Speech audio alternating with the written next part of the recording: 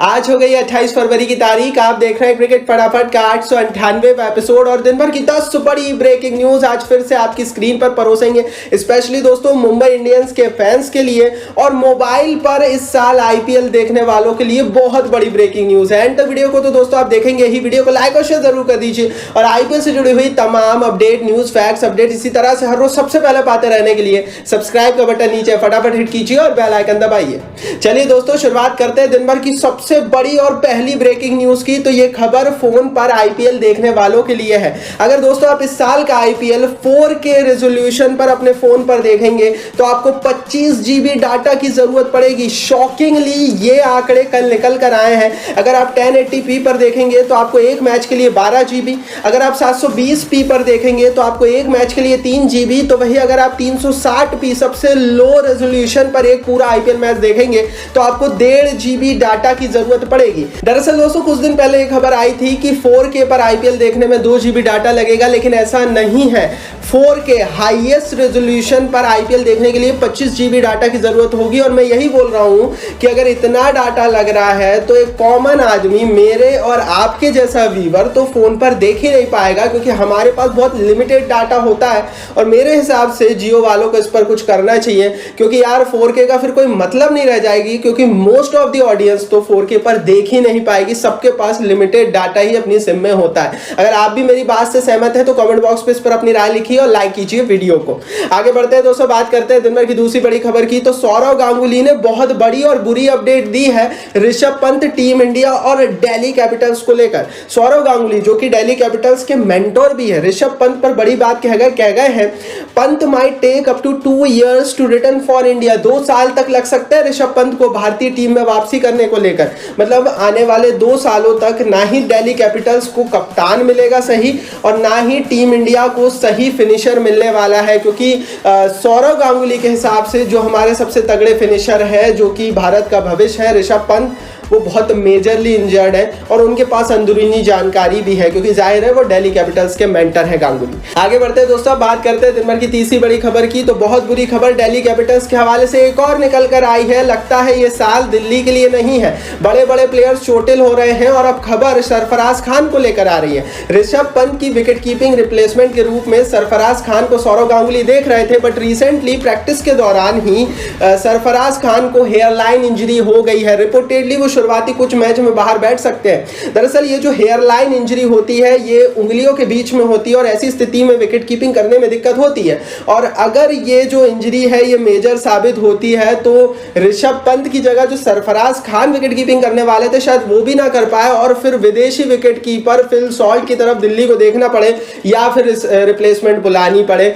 मतलब एक बात तो जरूर कंफर्म है यहां से कि दिल्ली फंस चुकी है। आगे बढ़ते हैं दोस्तों, बात करते हैं दिन भर की चौथी बड़ी खबर की। तो ये रिपोर्ट मुंबई इंडियंस के हवाले से आ रही है। मुंबई इंडियंस को मिल गया है नया वाइस कैप्टन और कर दीजिए सूर्य कुमार यादव के लिए एक लाइक, क्योंकि पिछले साल तक कायरन पोलार्ड जो कि मुंबई इंडियंस के वाइस कैप्टन थे इस साल रिटायरमेंट ले चुके हैं और मुंबई इंडियंस को अपने नए वाइस कैप्टन की तलाश थी, जो कि पूरी हुई है सूर्य कुमार यादव के रूप में। रोहित शर्मा के उत्तराधिकारी का रोल अब बंबई की टीम में सूर्य कुमार यादव निभाएंगे। यहां से 2-3 चीजें और क्लियर हो गई दोस्तों। वाइस कैप्टन ये बताता है किसी टीम का फ्यूचर पर्सपेक्टिव क्या रहेगा। अगर सूर्य कुमार यादव को बंबई की टीम वाइस कैप्टन बना रही है, इसका मतलब यह है कि आने वाले सालों में रोहित शर्मा जब जाएंगे तो उनका उत्तराधिकारी और मुंबई का आने वाले सालों में मुख्य कप्तान भी सूर्या ही रहेगा। आगे बढ़ते हैं दोस्तों, यहां से बात करते हैं दिन भर की पांचवी बड़ी खबर की। तो चेन्नई सुपर किंग्स की टीम ने भी अपने वाइस कैप्टन का ऐलान कर दिया है और शॉकिंगली रविंद्र जडेजा के हाथ में कमान दी गई है। लगातार सवाल थे कि आखिर कौन महेंद्र सिंह धोनी का उत्तराधिकारी बनेगा। बेन स्टोक आ जरूर गए थे, लेकिन बेन स्टोक पूरे मैचेस खेलने नहीं वाले हैं और इसीलिए उनको कप्तानी देना चेन्नई सुपर किंग्स के पक्ष में नहीं होगा। हालांकि कहा यह जा रहा था कि ऋतुराज गायकवाड़ को वाइस कैप्टन बनाया जाएगा, लेकिन अब रिपोर्ट यह है कि जडेजा को फिर से वाइस कैप्टनसी मिली है।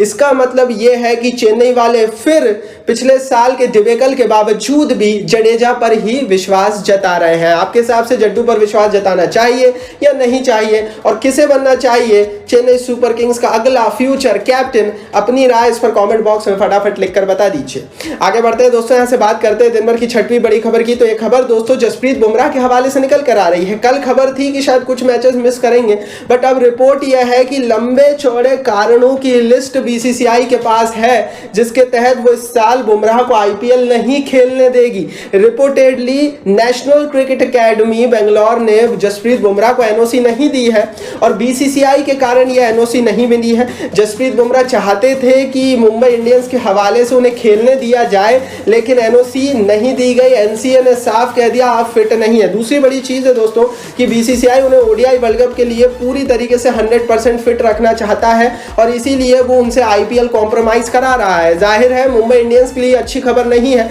लेकिन क्रिक बस के हवाले से तो खबर यही है कि वो इस साल पूरा आईपीएल सिर्फ अपने घर में टेलीविजन पर ही देख पाएंगे, मैदान पर नहीं उतरेंगे। आगे बढ़ते हैं दोस्तों, बात करते हैं दिन भर की सातवीं बड़ी खबर की। तो जसप्रीत बुमराह की रिप्लेसमेंट क्या होगी, इस पर कई सारी बातें और कई सारी खबरें अब निकल कर आने लगी है।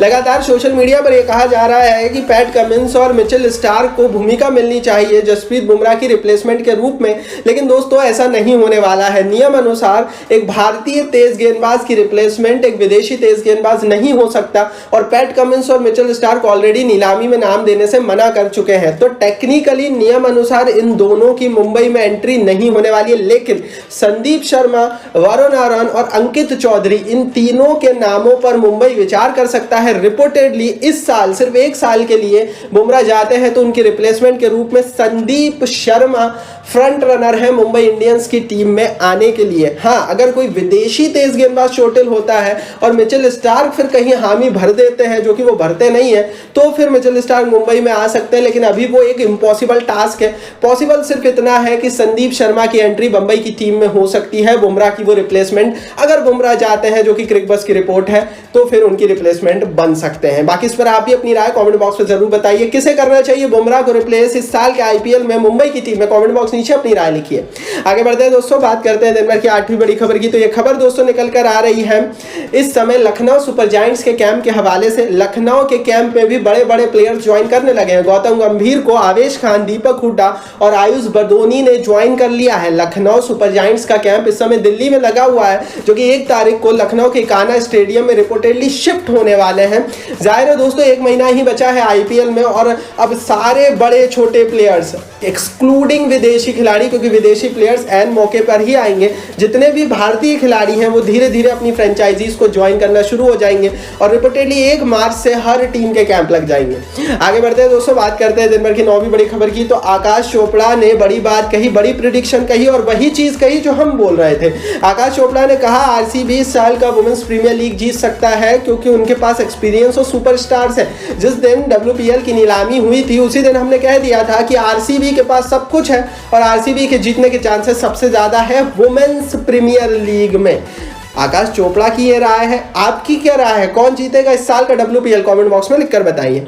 आगे बढ़ते हैं दोस्तों, बात करते हैं दिन भर की 10वीं बड़ी खबर की। तो अब्दुल शमद आईपीएल से टीम इंडिया की राह देख रहे हैं। रिपोर्टेडली उन्होंने एक बड़ी बात कह दी, उन्होंने कहा will find finishing form again. जो फिनिशिंग फॉर्म होता है टी20 क्रिकेट में, फिनिशर की जो भूमिका होती है, उसका जो फॉर्म होता है, अब्दुल समद उसकी तलाश में इस साल के आईपीएल में होंगे। आपको बता दें कि अगर अब्दुल समद इस साल का आईपीएल अच्छा करते हैं तो टी20 टीम में एक फिनिशर की रूप में उनकी जगह स्थापित हो सकती है, और उसी स्पॉट को वो टारगेट कर रहे हैं। ये थी भैया दिन भर की 10 बड़ी खबरें। कमेंट बॉक्स में जरूर बताना इनमें से कौन सी खबर आपको अच्छी लगी, कौन सी नहीं, और क्यों। यूट्यूब ने कमेंट बॉक्स आपको दिया है तो आपके लिए है। कमेंट बॉक्स नीचे अपनी राय लिख दीजिए, इस वीडियो को लाइक और शेयर कर दीजिए अपने हाई क्लिक क्रिकेट फैन के साथ। तो सब्सक्राइब नहीं किया तो सब्सक्राइब का बटन नीचे बराबर हिट कीजिए, बेल आइकन दबाइए।